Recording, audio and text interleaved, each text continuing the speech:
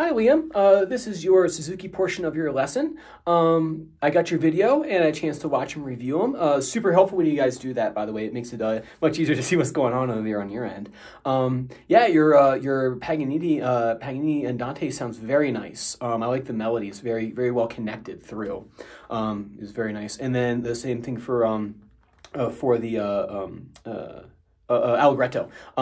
It's very nice. I like your phrasing there. It's very, very, very pleasant. So cool. Some things to work on with your playing. First thing is your D major scale. The D major scale was nice too. You had a nice tone in there. So some things to polish up. So first thing is learning speed.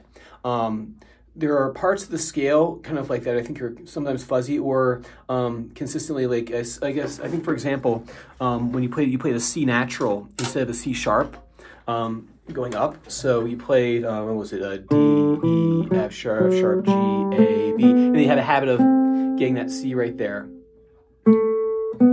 If you were to teleport into my studio at home while I'm practicing in there, you would hear me play stuff like the D major scale like this.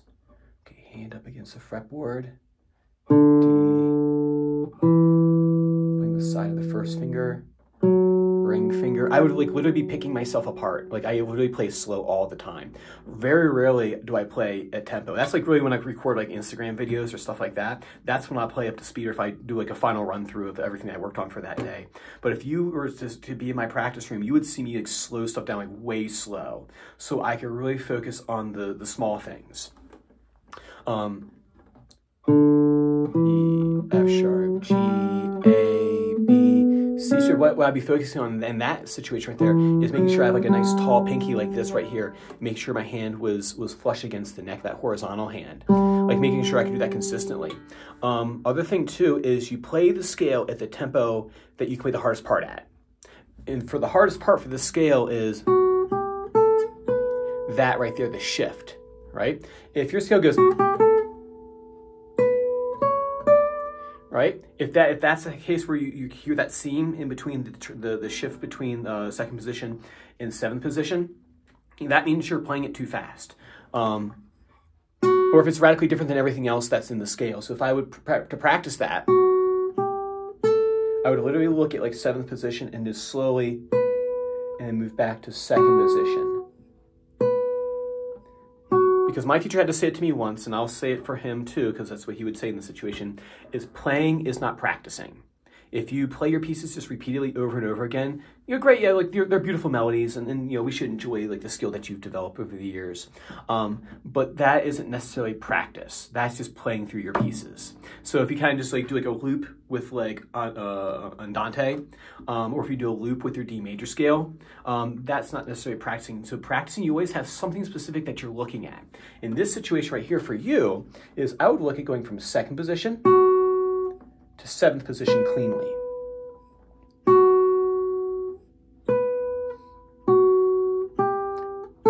Because if I take an honest look at my scale, and if I have a hiccup between the transition consistently, that means that I need to isolate that spot.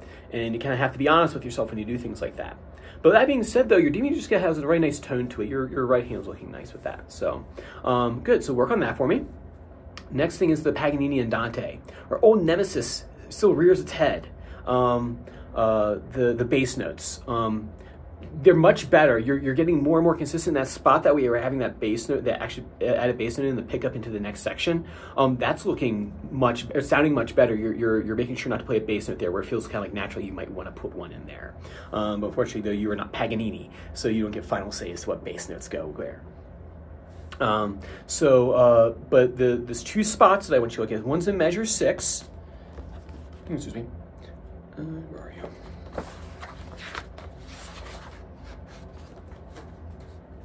One's in measure 6. I think you played, I have my notes that you played 2 Ds there. Those should be 2 As. So like I said, that should be like a spot that you isolate. You can,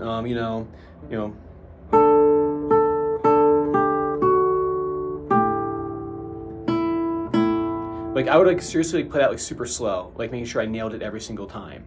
Because remember, we're building muscle memory. And if your muscle memory is 75% A's and 25% D's, when you go up on stage, take a roll of the dice. You got 75% chance of nailing it, but I prefer like, you know, maybe 100% is more like what I like to do. Other one too is the bass note and measure in 19 and 20. I think this one you knew. I think in the video you made a face when you played this here. Isolate those last two measures that right there. So ba dee dee. Charles a little tune, but so bass note. And then do the little bit more rallentando there. So you can go, bring it to a more final, like bum ba dee da da dum, rather than this bum ba ba ba ba bum. Right? You can start it back a little further. Start it even on that high G right there. And then number 3, allegretto. So this one right here. The issue was your right hand technique. The reason why we practice the preparations, like say this one here,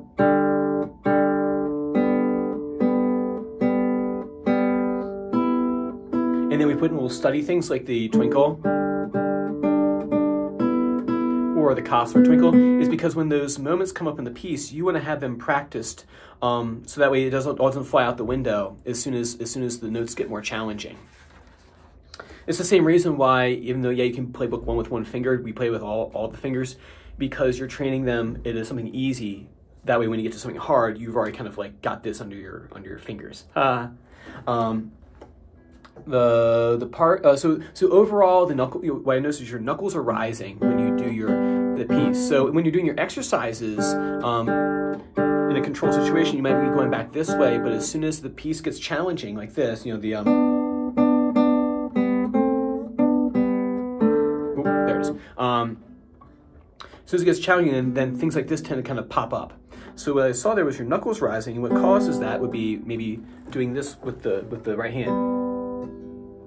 Like that right there, pulling back too far this way. So what I want you to do is I want you to practice placing I and M on the G and the B string only, and just right back towards your palm. Ask yourself, how often do you play allegretto at super slow practicing speeds or learning speeds? Right? You got to practice stuff at learning speed. That way, when you speed it up, that's what I meant before, that you want to practice slow to go fast. You learn these things, get them under control at a slow tempo, and then you bump them up. Okay? So I'm on G and B, and I'm going to practice just bringing my hand right back to the palm, the meat of my palm back here. Just like that right there.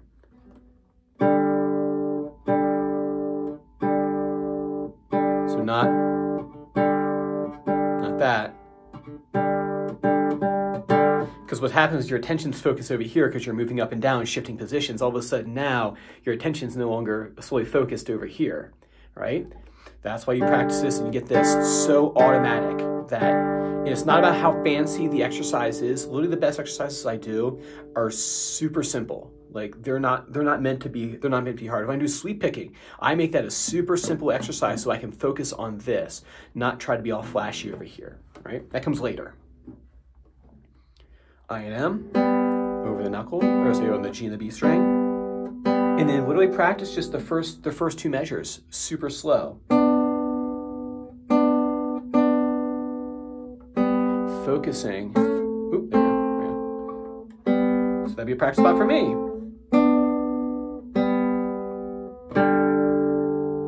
Right? Another measure that you need to isolate for learning speed is measure 9, the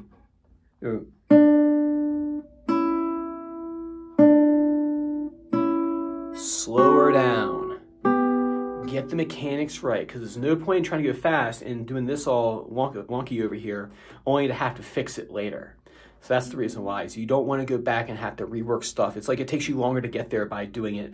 The path of the dark side is the quick and easy path, but if you take your time, no, it's the quick and easy path leads to the dark side.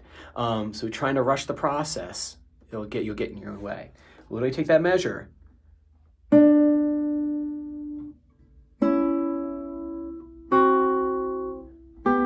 Super slow.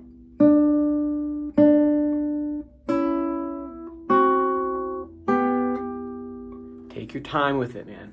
You'll get there faster if you take your time with it. But all right, man, there it is. So if you guys want me to take a look at anything or any additional information, you know how to get a hold of me. Have your mom shoot me over a message, and I'll be more than happy to reply back. Have a happy Thanksgiving, and I'll see you at the next lesson. Take care.